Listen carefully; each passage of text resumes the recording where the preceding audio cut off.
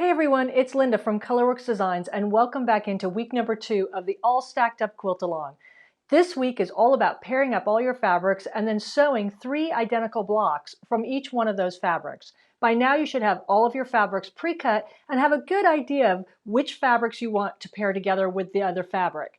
But first I want to urge you before you start sewing to set your sewing machine up for success. And what do I mean by that? I mean by cleaning under the stitch plate, making sure you dust all the dust bunnies out, changing your needle to a brand new needle, and threading it up with some beautiful 50 weight cotton thread such as Aurifil 50 weight, which is designated by the orange cap. The other thing you need to do is make sure that you have a good handle on your 1/4 inch seam, and actually a scant 1/4 inch, in order to be successful in making this block come out to the size it needs to be. So I like to use, when I'm in doubt about my scant 1/4 inch seam, the Perkins Piecing Seam Guide. And this little gadget will save you a tremendous amount of time and frustration. So let me show you how it works. So this little ruler is absolutely genius at trying to find your scant 1/4 inch seam on your machine if you're in doubt. And a lot of 1/4 inch piecing feet like this one are full 1/4 inch. And we want to do scant 1/4 inch, which is a hair less than a 1/4 inch, in order to achieve the perfect unfinished size when we're doing precision piecing on quilt blocks. So how this little ruler works, and it's available at Amazon and all of your local quilt shops as well, is it has a hole in the middle of the ruler, and it also has a line going down through the middle of the hole and to either end of the ruler, and that designates a scant 1/4 inch. So you line up the hole underneath your needle and drop the needle by rotating your hand wheel into the hole of the ruler. You would then put your presser foot down onto the ruler. Now you can see right away on this machine of mine that my scant 1/4 inch is really not the edge of the presser foot. So right here is the edge of my presser foot. But you can see that the ruler edge is just a scant or a hair underneath the prong of this the outer edge. So that tells me that I need to bring my fabric a little bit to the left of the presser foot. And in order to help me do that, I'm just going to tape the edge of where this ruler lands underneath my presser foot by putting a piece of painter's tape just like that across my stitch plate. Now I have an immediate guide of where to line up my fabric here when I put it into the machine to achieve my perfect scant 1/4 inch.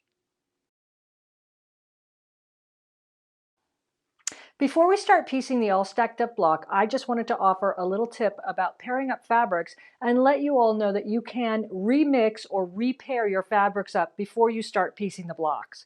I wasn't particularly happy with my pairing, so I'm starting to remix my pairs up. And what I mean by that is, if you look on the top of page 3 of the pattern, it specifies that you have fabric A units and fabric B units. And fabric A and fabric B together, which is a pair of fabrics, will make me 3 identical blocks. Keeping those pairs together, I have the mirror image. Here's fabric B and here's fabric A's units. Again, 3 identical blocks will come out of these pairings.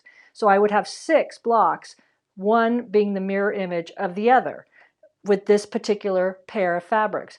But again, I wasn't particularly happy with the way I was pairing up my fabrics, and I wanted to change things around.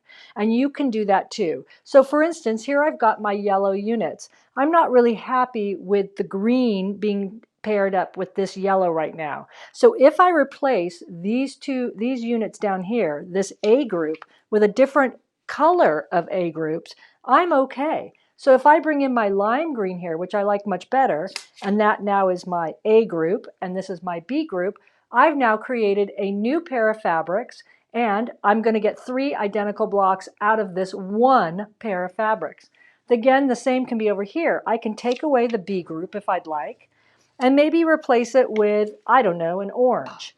Again, I've now created a new pair of fabrics. I'm not keeping my original pairs together, but what I am doing is making sure that I've got all my units accounted for that I need to have to make 3 identical blocks. And you'll find the total number of units you need for a pairing, which consists of an A fabric and a B fabric, on top of page 3 of your pattern.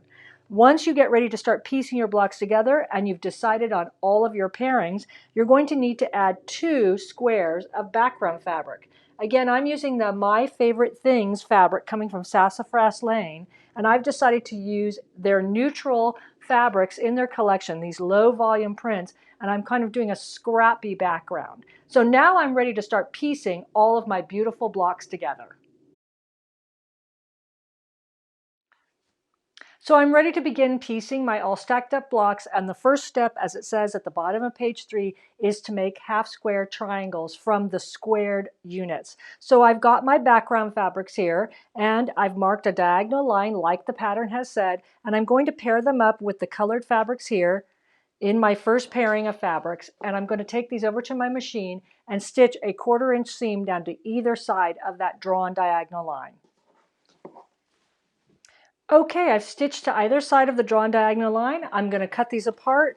I'm going to press my seams open, and then I'm going to square them down to the specified size it says at the bottom of page 3 in the pattern.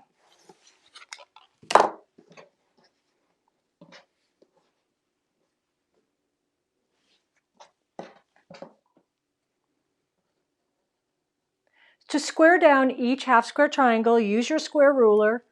Place the diagonal line of your square ruler across the diagonal seam line of the block underneath, and then chop away to the right or trim off to the right and the top. Flip the square 180 degrees. Again, line up the diagonal line of your ruler along the diagonal seam line of the block and trim away to the right and the top again. You now should have a perfect half square triangle to the size that you need. Once you put 4 squares in, you'll get 4 half square triangles out. You're only going to need 3 of these for your blocks, so discard one and save it for a later project. Now we're ready to start piecing our all stacked up blocks together.